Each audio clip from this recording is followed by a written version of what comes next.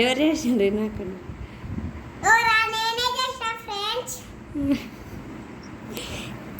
ఏంతో చేసినావు? దేంతోనేనా? చిల్లమట్టి తోటి. నువ్వే చేసినావా? ఓకే, సూపర్ చేసినావు. లడ్డే కాదనే. బాగా చేసినావు.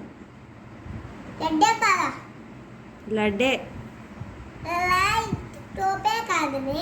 అది కూడా టోపే. ఇది వినాయకుడు చేసింది. ఇప్పుడు చెప్పు, ఇప్పుడు చెప్పురా. చూడండి ఫ్రెండ్స్, మా అమ్మ వినాయకుడు చేసింది. ఓకే అని. Okay, thank you.